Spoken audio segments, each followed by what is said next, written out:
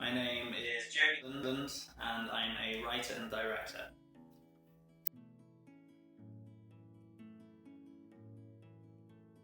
I know Rosen, I've known him for many years. We started working at the O2 together, doing a promo job. It was supposed to last for 2 weeks. Went on for about 4 years, by the end of which we become very good friends.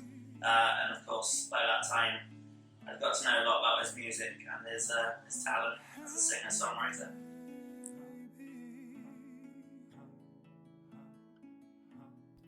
Quite a few months ago now, there was a decision that I would end up managing Rosen. And one of the first things we had to do collectively was sit down and listen to all of the tracks that he had available. There was something crazy, like 120 bits of music and songs that had been written. I thought I'd heard most of them, but there were a lot I'd never heard. We decided, let's kick this all off by having a music video, which is something we'd spoken about for years and hadn't done before. And so the first task really was to choose one of the tracks to turn into a music video.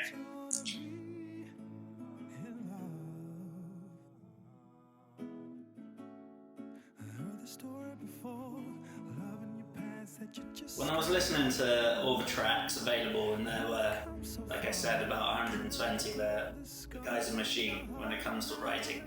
There was one particular song that I'd never heard before, and it was called Happy.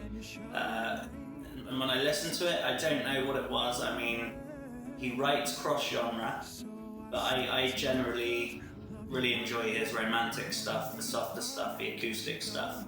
And there was a beautiful song called Happy that just stirred a lot of emotions in myself personally, and I connected to it on a lot of levels. And when I listened to it time and time again, it just kept giving me really strong images. It was very emotive, the lyrics. And when I said to Rosen, this is a song that I really would love to do a video for, I think initially there was a bit of shock because he'd written it so quickly. And it wasn't really on his radar to kind of pick up. So it was an interesting choice from his point of view, I think.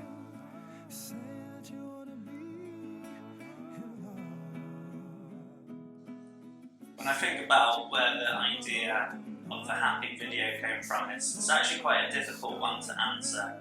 I'd been listening to the song a lot of times on my iPad, and I was literally on a train. It was late at night, I was coming home, and just an idea hit me of how visually we could kind of marry the lyrics to something in terms of the video. So I started scribbling it down on my notepad. I got home quite late, it was about 2 in the morning. And so straight away I turned on my computer and I actually typed up the script. And then I read it back and I was so happy with how it was already. But I got on Facebook, I saw that Rosen was on, and I said, "Are you awake?" He's like, yeah, just about. So I said, "Please, you read this. It'll only take 5 minutes or so." And then, 5 minutes later, he read it and loved it, and it was kind of decided really unanimously, very quickly, that this video just didn't fit what the song was about at its very core, I think. Where the idea came from, I don't really know. It just was something that flowed quite naturally once the initial idea just sparked in my mind.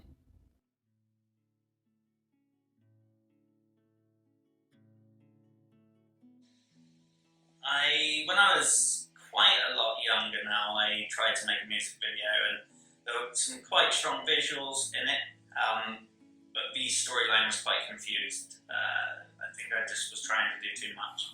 And so one of the things I knew once we decided this was going to be what we were going to do, we were going to make a video for Happy.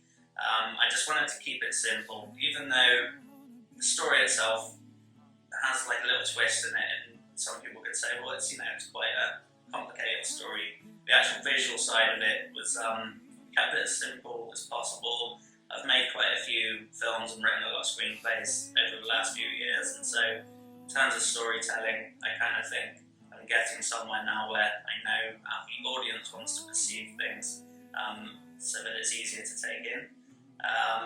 And so I guess it was a mixture of experience and something that I had also done wrong in the past and learned my lesson from. And I just thought, let's keep it simple, have these strong visuals, and go through it that way. And I personally think the video works incredibly nicely.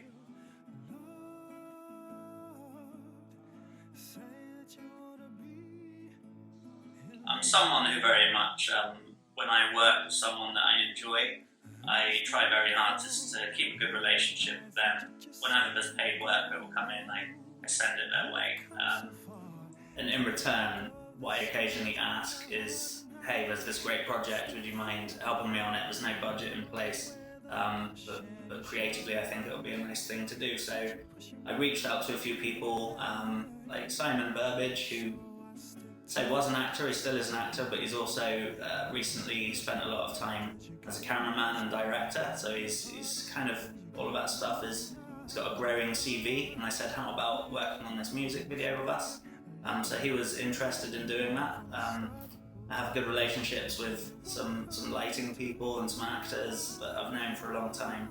And again, these are people I've wanted to work with for a long time, or have worked with many times. And so it's a case of like pulling in favours really, but at the same time you're working with people who are always looking for good content. So because the content was good, people were happy to attach themselves to it. And I find with budgets, they're generally eaten up by things like locations. It's hard to find good locations in the UK without spending much money, so that was the biggest challenge.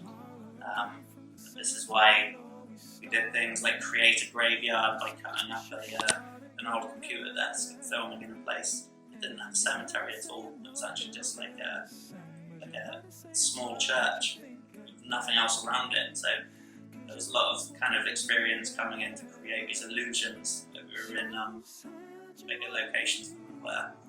Most of it as well was filmed in my flat. And so yeah, we were cutting like corners that way and saving a lot of money.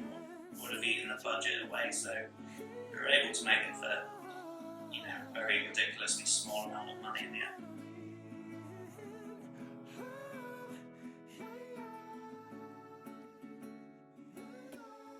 So it's nice. I mean, personally, it feels like we planned things the right way, we shot things the right way. The schedule was all pretty much went according to plan. So I just feel like we're ready to do more now, and the hope is that we'll be able to do more videos for Rosen in the near future.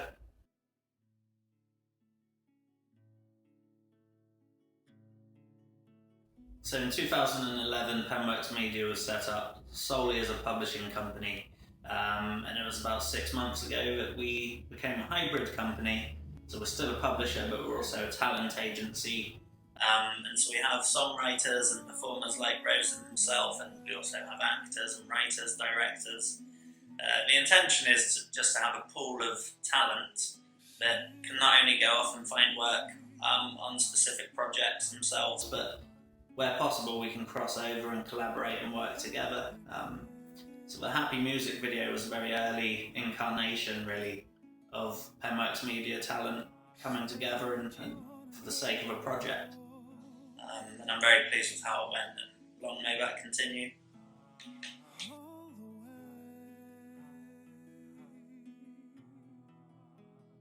There are so many projects being juggled around, so like I said, we represent writers, directors and actors.